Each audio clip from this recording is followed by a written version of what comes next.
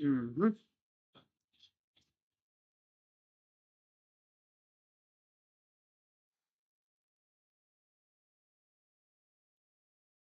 This is just the personification on how the season's going so far. YouTube Studio once again up to its usual BS. OBS is out here trolling as always too. All right, what's going on, everybody? Crazy Dog back with another Guardians series recap, series preview live stream. And I see my internet is once again acting a fool. So, again, if we are buffering, then yeah, I mean, that's just the way things have been going. And it's pretty much how things are going with this Guardians team. It's like this team as a whole is just as bad as my internet right now. Now, of course, it's again, Mother Nature's trolling me. Everybody's trolling me. Baseball team's trolling me. My internet's trolling me. This freaking OBS app thing is trolling me. Oh,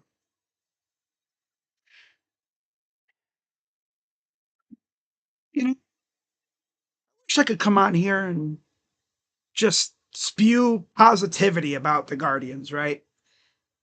I wish I wasn't such a damn doomer all the time. I, I can't be positive with this crap. I can't. And you notice at the end, at the title, at the back of the title, at the end, I put possible rant because I might just let loose on these guys. I don't usually rant, but I might have to. And it's not going to be because of the team itself. No. I'm not going to rant because of Stephen Vogt or the pitching staff or the guys on the field because they're doing all right. It's the higher ups, the front office, ownership. Only because this is a team that 1 year ago went to the championship series. They were like that close to a banner, to a freaking pennant. Yeah, they got outclassed by the Yankees, but it's the Yankees, you know? I mean, it was like a small little public school against a private school, you know? For anyone in Ohio, you know what that's like, right? You get that small little public school. Essentially, they're powered by friendship. And the private school literally is powered by Jesus. And the fact that in Ohio, for high school sports, private schools can essentially recruit whoever they want. That's how they do it. So, I'm not going to be mad at the team itself. Stephen Vogt, the players, oh, I'm not going to be mad at them.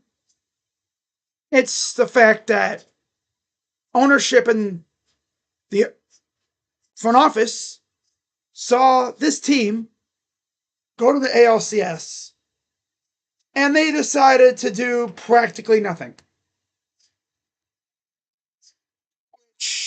Baffled everybody. Now, I can understand. You know, you get rid of Josh Naylor. Okay, cool. You know, he's on an expiring contract. You're not going to pay him. At least you got something. The Andres Jimenez one, okay, yeah, his contract sucked. And he really wasn't living up to it. He had one great year and that was it. Now, did they take that money and put it into somebody else. Sort of. Paul Seawald. Ooh, by the way, he's hurt. Jacob Junis. You know what? I'm going to look at Fangraphs right now. I'm going to look at Fangraphs. Let's go through all the moves that we made this offseason. I'm not even going to get into the freaking games yet. I don't even know if I'm even going to talk about this series. There's nothing. Really, nothing. Team's pissing me off. They really are.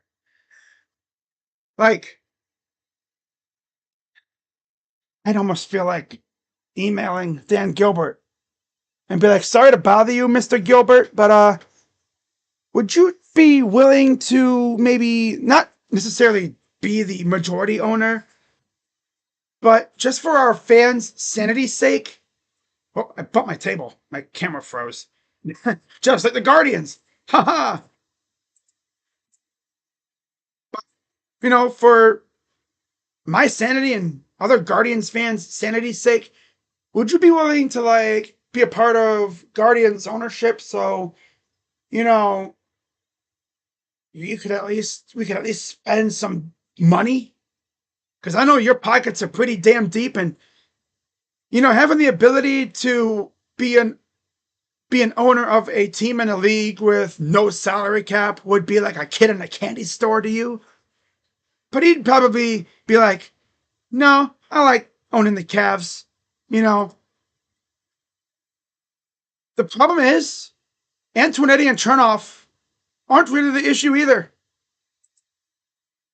Granted, they could probably be better. Yep, they could be better. But it's just the fact that coming off an ALCS and they did nothing to fortify. If you're going to be cheap as owners, maybe you should not own a team at all. Maybe you should not own a team at all. The Dolans bought the Guardians, which that was a long time ago, back when the stadium was still called Jacobs Field, and the team hadn't even thought about changing their name to the Guardians yet. They hadn't even thought about changing the name to the Indians because people weren't as, I guess, sensitive as they are now. To be fair, the Dolans, they got rid of Chief Wahoo to get the All-Star game. It's the trade-off they made. And then they figured, you know what, we'll just change the name to. Why not? But anyways, looking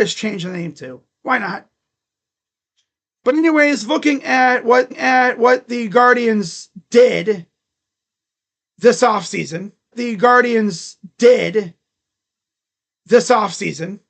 right? So again, they traded Josh Naylor, and to be fair, right after they traded Josh, they went right out and they brought back Carlos Santana, right? I mean, I like Carlos. We love Carlos Santana in Cleveland. It's cool to see him back. This is his third time in Cleveland too, which is insane. But it's like that. They could have probably done a lot more. Like you'd think, right? You'd figure they probably could have done a lot more. No. Him and Nolan Jones were the only two guys they added. And they traded for Nolan Jones at the very, very end of the offseason, near the start of the actual regular season. They traded Tyler Freeman for Nolan Jones. Those were the only two legit bats that they brought back, that they went out and added. They spent more money on pitching than anything else, even though pitching really wasn't the issue. From the Pirates, they got Slade Ciccone in the Josh Naylor trade. They went out and signed Colby Allard. They went out and got Jacob Junis. I made a video about that. I thought, okay, it's solid, whatever. I figured he was going to be a pen arm, but he stinks, kinda. He's just not good. Kind of reminds me of like a Blake Parker type guy.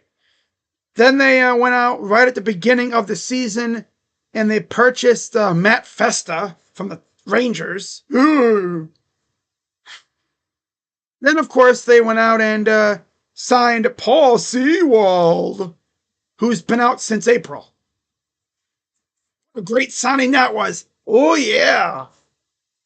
And then they signed John Means, who has not really done much. Yeah. John Means is coming off another Tommy John. So essentially, and they brought back Shane Bieber, so that's cool. That's cool. Go back to being the Indians. You know, Guardians fans keep saying we should probably go back to the Indians, but they're not going to do that. No. No, they locked that name in the vault pretty much. They're not going back to the Indians. I mean, no. I wouldn't mind if they did, but they're not going to. Nope. Enjoy him. Oh, don't even get me started on that crap with Lindor. Man, dude, like, so funny to me, right? And I'm looking at the other guys that they have here. Like, oh yeah, I almost forgot too. They, in terms of other moves that they made, well, they went out and signed Vince Velasquez. Yeah. So feeble. Wow. Like, I'm looking at all these other guys they freaking signed. Minor league players. Like, oh boy, I can't wait to watch freaking Riley Pint. I can't wait to watch freaking Riley Pint in a few years. Ooh yeah. Marker Mushinski. Luis Frias. How about Matt Crook? These are real people, by the way. They're down in AAA, I believe. Yeah, they're down in AAA right now. In Columbus. Speaking of Columbus, there are some players that are currently in Columbus that we would like to see in Cleveland sooner than later. Obviously, you have a couple of our top draft picks.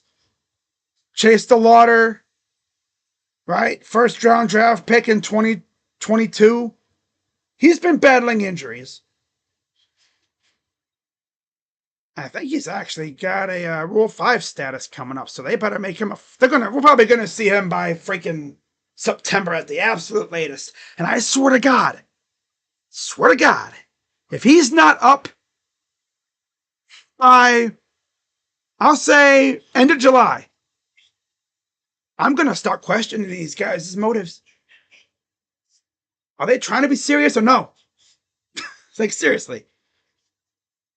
Especially if Chase is healthy and he's raking. Like, if he's healthy and he's raking, I've said it many times, he's literally a ticking time bomb. He has, not really, but his feet are literally ticking time bombs because he's always hurt. He's had chronic feet injuries for years. And all we need is for him to essentially just have glass feet to where he can't play because he's always hurt. We get him up here as quickly as possible before he's officially cooked. Just like George Valera. Right? We were all excited about George Valera, but again, he can't freaking stay healthy. CJ Kafis, third round pick in 2023. He's ready to go. He could play first and left field or right field or whatever. Could get him up here. Okay. Especially with Stephen Kwan having hamstring issues. His hamstring's been breaking at him lately. Oh, it'd be cool to have a guy like CJ Kafis who could come up and rake, give Stephen Kwan some days off his freaking feet. No. Let's keep him down there. Let's let him rake down there in AAA. You could just tell At this point, it's overkill to keep them down there. They're mashing. Right? They're like, we've already beat this level. Yeah, it's like when you beat a level, but you just stay down at that level. Just keep on killing everybody down there, doing whatever, overkill. Just essentially just raking up points. But come on now, get them up to the majors. Let us see what they can do. Especially with the trade deadline coming up. But it's almost like this team doesn't really care. They really don't. And it's concerning. Now, with that being said, it's been 17 minutes or so. Let's get on with the main purpose of this video, of this stream. Let's recap the 3-game series in Seattle. And then I'll preview the series in San Francisco. By the way, how about the Giants trading for Rafael Devers a mere 2 days or so before we got to play the Giants? Of course. Of freaking course they do that. Just our luck, right? We essentially experienced it all in this series. We experienced all 3 levels of pain, right? Game 1, obviously, I didn't stream this game, but the Guardians got the lead, right? Courtesy of a back-to-back, courtesy of back-to-back homers from Nolan Jones and Stephen Kwan. We were up 2-0. Feeling good. In this game, that would be the last time we would experience happiness in this game. Yep. Because slowly but surely, the Mariners would start chipping away. Rowdy Tellez would homer, bottom of the 4th, making it 2-1. J.P. Crawford would tie the game on a single. That dude was so damn annoying in this series, too. We couldn't get him out. Crawford would single tie in the game. And then Randy Arozarena, RBI single in the bottom of the 7th. Part of a 4-run 7th inning. He would get an RBI single. Canzone, 2-run RBI single. 2-run single. 5-2. And then Cole Young would add another run on an RBI double. And then, for the cherry on top, the notorious Guardian / Indian just killer, I guess. Jorge Polanco. Yeah, one of the members of the illustrious Bomba Squad in Minnesota, along with Eddie Rosario, Max Kepler, Miguel Sano. Oh my God, those names. Mitch Garver, by the way, is a member of the Mariners as well. But yeah, he would homer in the bottom of the 8th to make it 7-2. Yeah. Not a fun game. Gavin Williams was on the mound for the Guardians, and he had a rough go. 4 innings, 6 hits, 2 runs, 3 walks, 1 strikeout, 1 home run, 3.89 ERA. Luis Castillo was on the mound for the Mariners. 6 innings, 3 hits, 2 runs, 3 walks, 7 Ks, and 2 homers for him. 3.29 ERA.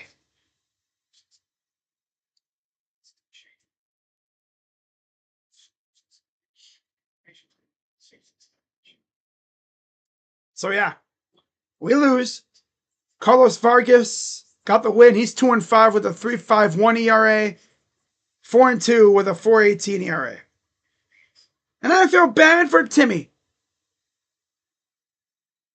Because I feel bad for Hunter Gaddis too. Because Where this game really got out of hand was that 4-run 7th inning. Right? That 4-run 7th inning.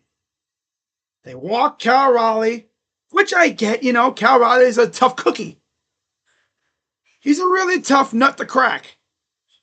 I mean, just look at his stats. I mean, my God, what, 26 homers as a catcher? We haven't seen that in ages. Since what? Roberto? That 1 year he was amazing? Damn. He's like one of the leaders in home runs. Up there with Ohtani and Judge. Sheesh. He walked. Polanco doubled to tie the game. Right? I'm sorry, it was already tied. That's right. Duh. So then, you have runners on second and third. Nobody out. They bring in Hunter Gaddis. Why couldn't they just bring in Hunter at the beginning of the game, at the beginning of the inning? Clean inning, right? Clean bases. No, let's have Tim Aaron try to go against Cal and Jorge. Tim Aaron barely had anything anywhere close to the plate.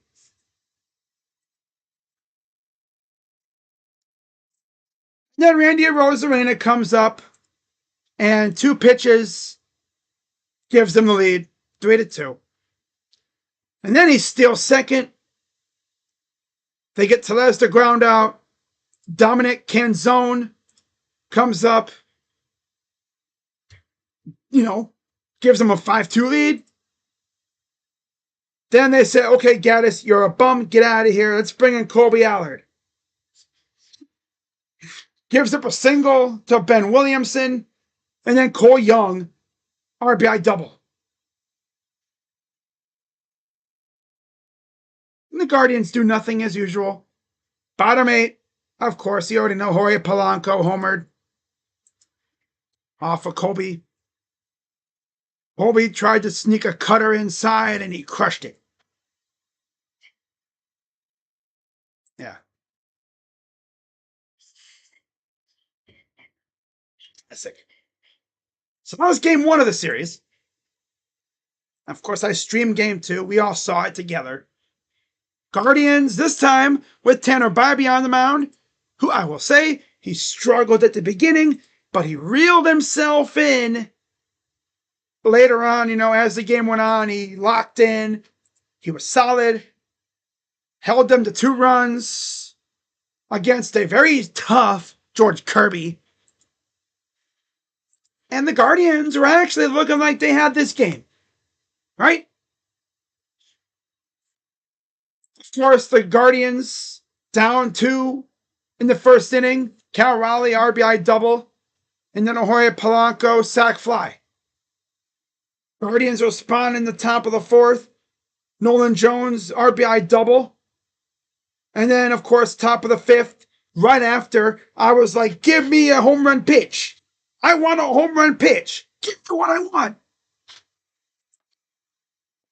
Jose Ramirez, boink, hits it out. High game.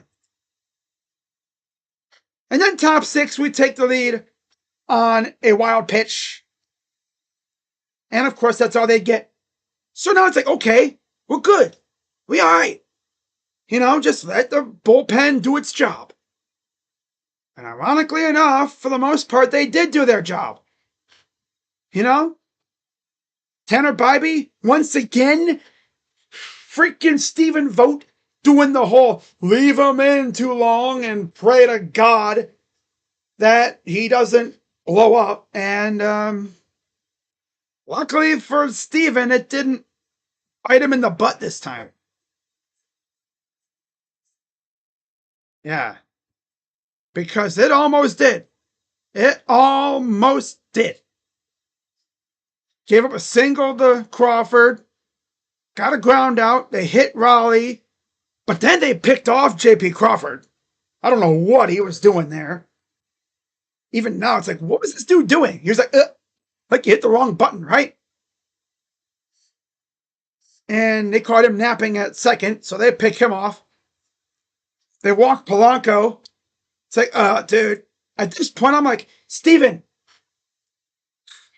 open your eyes. What's up? Tanner clearly is not, he's on fumes. You can always tell because he has no control. He's on fumes. He's practically like, and all his arms like, help me, help me. Coach, I'm ready out. Take me out. Damn it. If this was basketball, he'd be beating on his head like, take me out, take me out. I'm done. You know? They kept him in. He walked Polanco and then luckily got a ground out from a Rosarena. So he escaped there. And then, of course, the wild pitch happened the very next half inning. Because Daniel Schneemann singled, and then Nolan Jones singled. They brought in David Fry for Gabriel Arias for some reason. Okay. Jones steals second, and then Fry strikes out. And then Martinez pops out like a bum. Yeah, of course. So they scored on the wild pitch. And I'll give credit, though. Matt Festa, 1-2-3 inning. Beautiful. Then we do nothing, really. Bottom 7. All they got was a single from Gaddis. Awesome. Gaddis was good. Again. 8th inning comes up. Cade Smith. What do you think he does? Boom, boom, boom. Easy. Literally against Roy Polanco. Oh, 3 pitches. Randy. Yeah, 7 pitches. Okay. Disposed to him. On a 4-seamer that went almost 100 miles per hour. This dude cranking 100, though, damn near. And then he's like, oh, you want to see 100? Let me just give you 100. On his final pitch of the night, 100 miles per hour up and away against Tellez to get him swinging. I'm like, yo, we got some Canadian heat out here. Damn. This Canadian throwing gas. So then, okay, right? Guardians do nothing in the top of the 9th, like always. Then comes the bottom of the 9th, right? And keep in mind here, Class A is coming in against the bottom of their lineup. Oh, my freaking thing crashed. Gotta love it. Yeah, gotta love it. All right.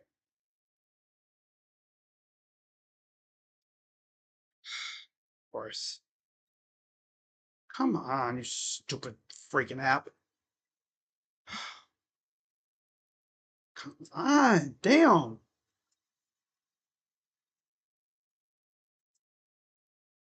There we go.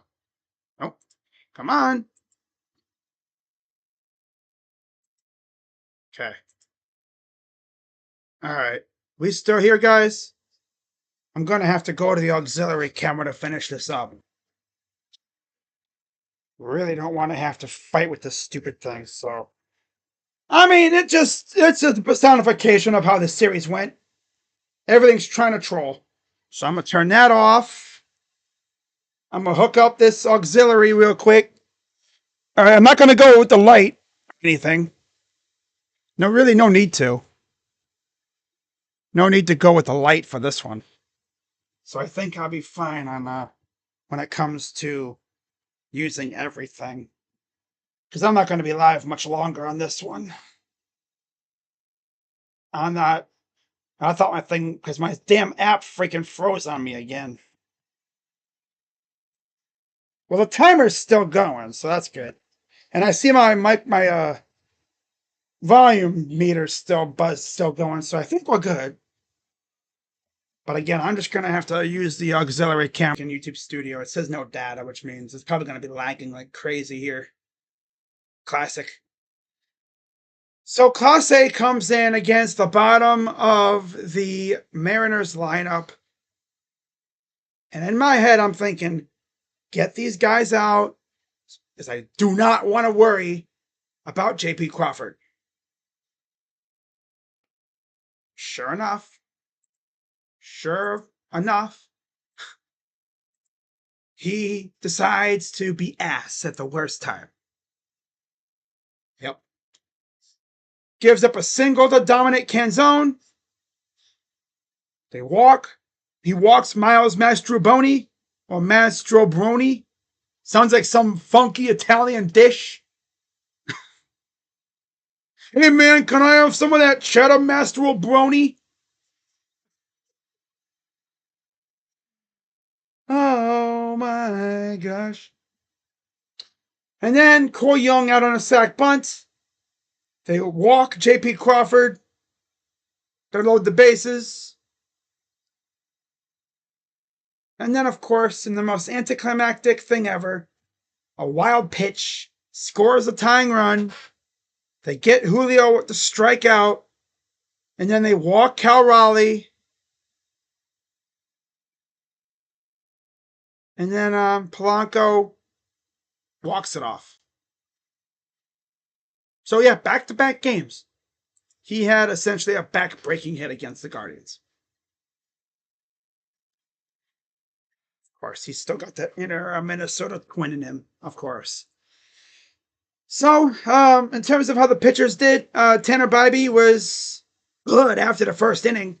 5 innings, 4 hits, 2 runs, 2 earned, 3 walks, 3 Ks, 3.79 ERA. Kirby, well, they made him work extra hard. 5 innings, 5 hits, 2 runs, 3 walks, 5 Ks, and a homer allowed. 5.96 ERA. So, yeah, we get walked off, and then you're starting to think, how are these guys going to bounce back from that? That's a devastating loss. That was the first time since 2023 that the Guardians lost a game in which they were winning after 8 innings. The first time since 2023. They were 112-0 in that span. When in games that they were leading after 8. Meaning, since 2023, in that span, when they were leading after 8, it was essentially a game over. Even when Class A wasn't pitching, they shut the door. Until yesterday. All because Bozo couldn't get the bottom of the order out. So, we're all like, okay, how are these guys going to bounce back from that? Because, again, that's a debilitating loss. That could ruin your whole freaking weekend. And then we get to today's game, right? Luis Ortiz on the mound. By the way, happy Father's Day to all the dads out there. Yeah, Luis Ortiz on the mound against Emerson Hancock.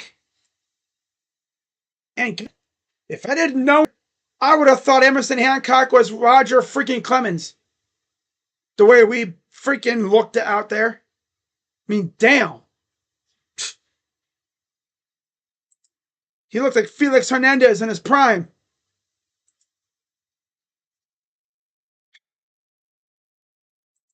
Just aggravating, right? Just freaking pissing me off. But this team loves to do that. Just freaking pissing me off.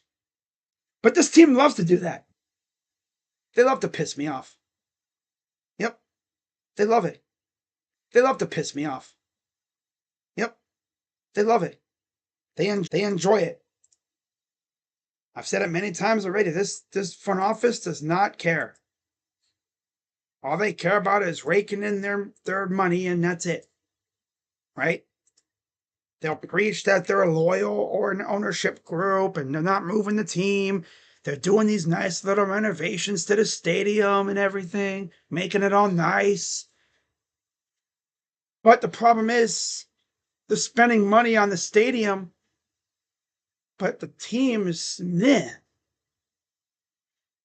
I mean, I'm not saying I'd rather play in a dumpy-ass stadium with a great team. But if you want people to go watch this garbage, I mean, damn. At least they're going to have good amenities, but still. Right? So anyways, yeah, this game did not start off well at all. It was over by the second inning. Literally, it was over by the second inning. First inning looked good, though, for the Guardians. You know, they had me fooled, of course. Right? Because Luis Ortiz went out, got J.P. Crawford to ground out, Julio ground out. Well, he singled, but then Polanco flew out.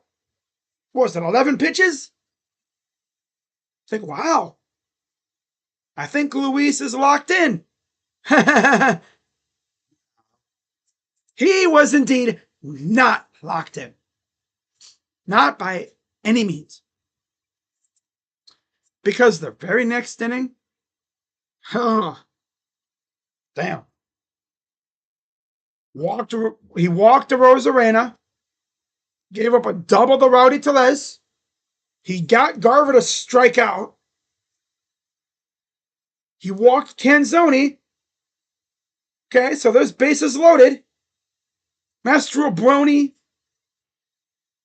singled, giving him the lead. J.P. Crawford comes up. And what does this dude Ortiz do? Gives him a pitch closer, like in lower part of the zone. Dude, there's an 85 mile per hour slider. Oof. Might as well have been on a tee. Crushed it. 5-0. That was it.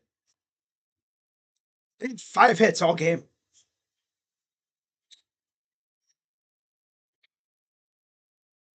Five hits. All 5 came against Luis.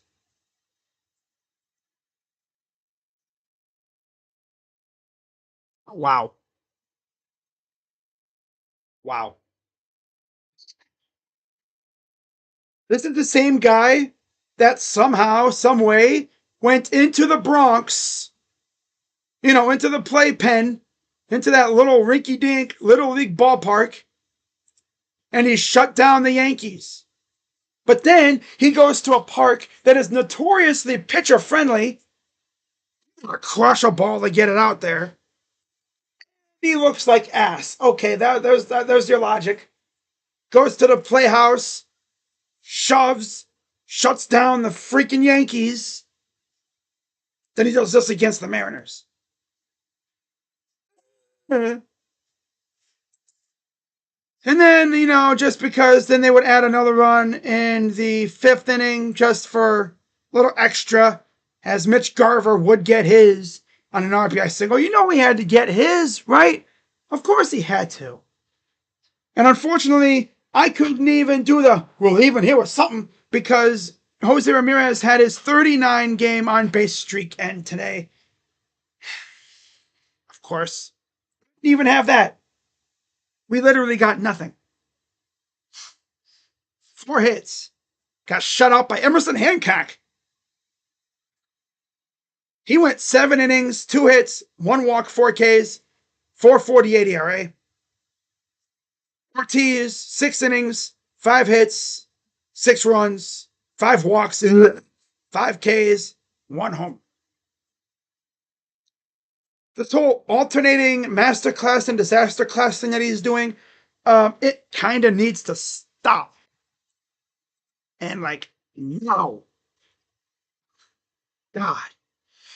When Shane Bieber comes back, I think I know who's going to go to the pen. It's painfully obvious at this point. It's going to be Luis. Yeah. It's going to be Luis. He's going to go to the pen. Yep. And if they have to make a move to clear a spot, I'm sending Jacob Junis to the trash heap. You have to. He stinks. He stinks. Send him out of here. Say bye-bye. Bye-bye, Jacob. Bye. They didn't even sign him for anything really anyway.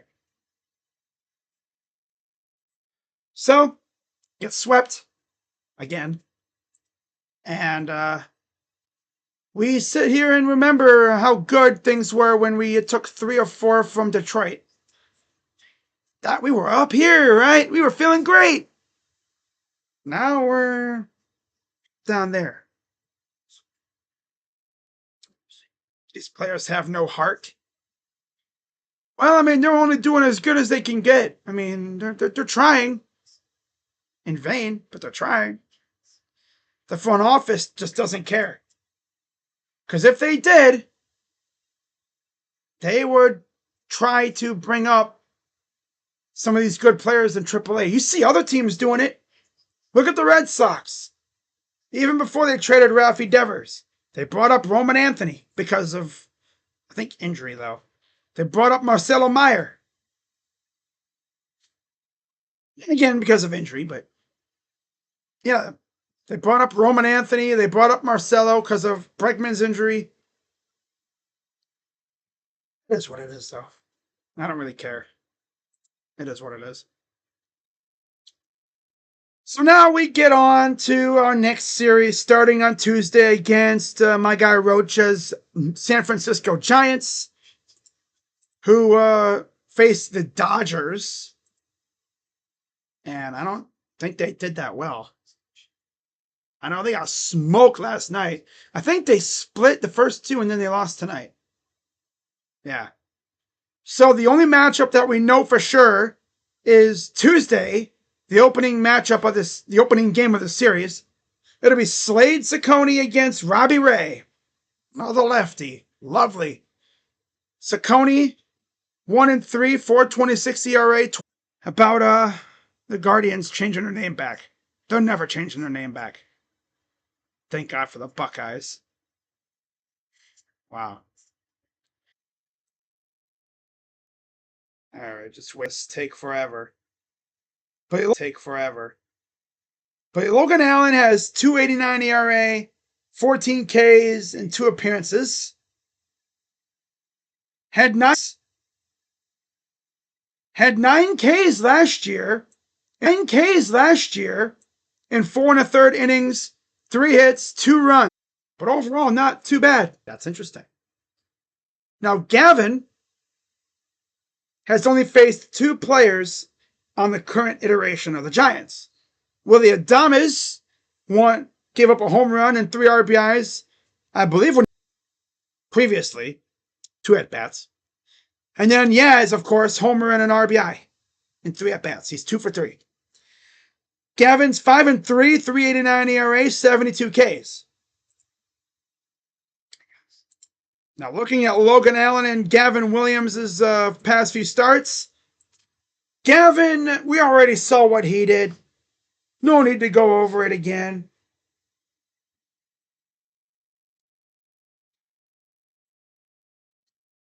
He had a lot of trouble. What's up, Blue Man? My camera is wicked. Well, my original camera decided to say peace out like the Guardians did, pretty much, the series against the Mariners. My other camera said bye-bye. Bye-bye. See ya. See ya. Call me Michael K, the way I say see ya. So I'm using my auxiliary camera, the one I always used on my other PC that I used to have, which I broke trying to kill a bug, which is still hilarious to this day. The fact that I foolishly decided to try to hit a grand slam with a bug, with a fly swatter, and in the meantime, I whacked my computer on the top left corner, and slowly but surely, the crack advanced through my computer like the San Andreas fault, and eventually my computer was unusable. Safe to say, I learned a lesson that day. Do not use a fly swatter around your computer. Yeah.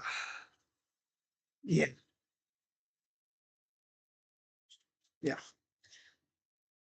But anyways, Hayden Birdsong coming off back-to-back no decisions against Atlanta and Colorado.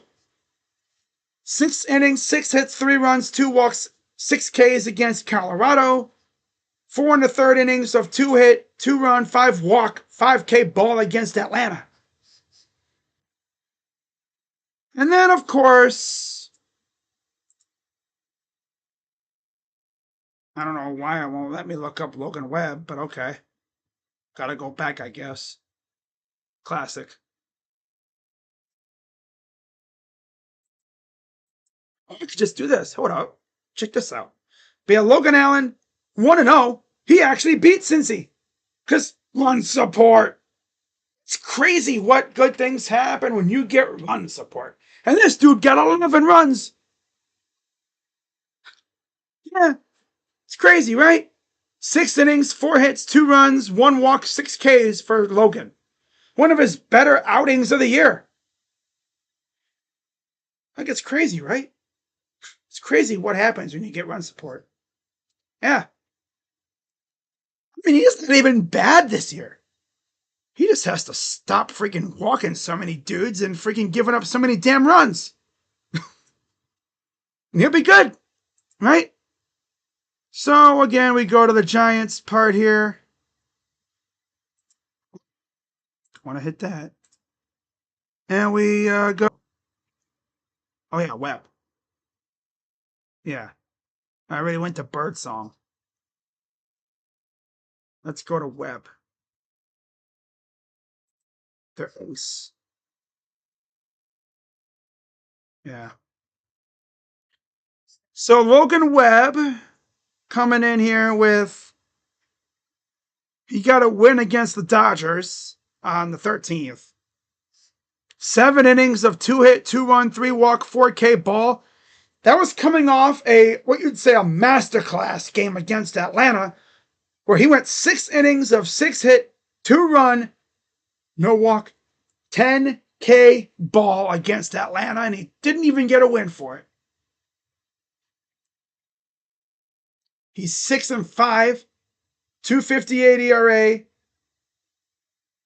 105 Ks already this year, 112 WHIP, 15 starts. In Birdsong,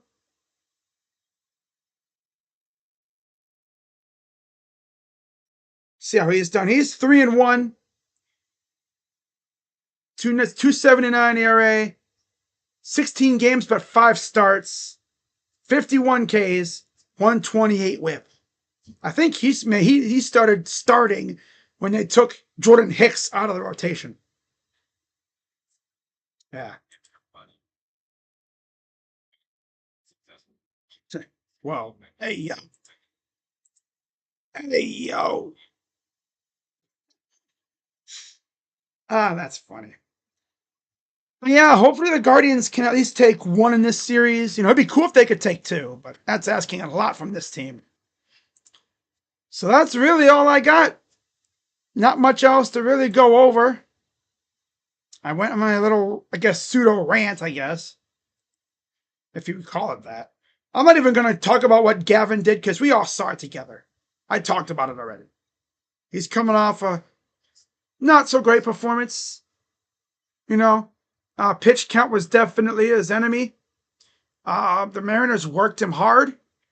And yeah, they got them. It's tough. So the Guardians are 35-35. They haven't been at 500 in a while. Third in the Central. And the Giants are 41-31 and second in the West, right behind the Dodgers. So they were in first, I think, for like a day. The Dodgers got pissed. And they beat the crap out of them twice in a row. Pretty much. So that's tough. So with that being said, guys, again, I'll see y'all tomorrow night for Game 5 of the NBA Finals, where maybe somebody's gonna take the initiative and go up 3-2 in the series. Who's it gonna be though? Right? Who's going to take the initiative, get the advantage, and go up 3-2? We'll see. We will see. Should be fun.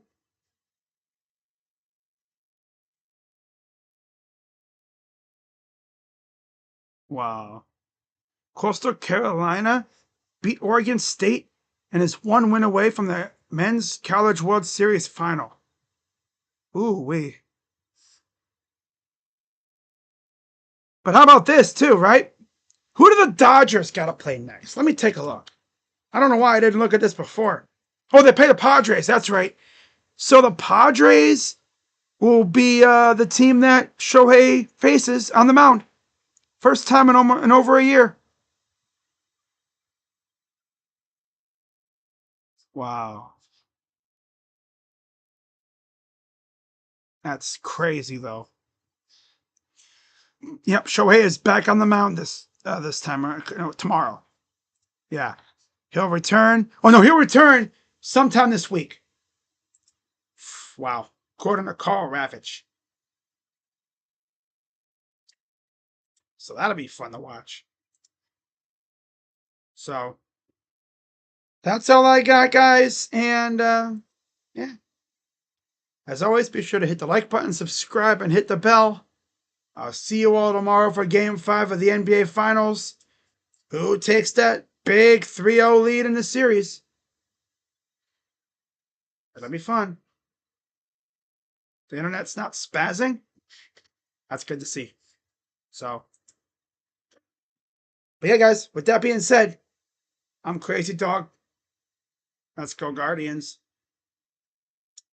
You know, just because I'm disappointed doesn't mean I hate the team. I just want better for these guys.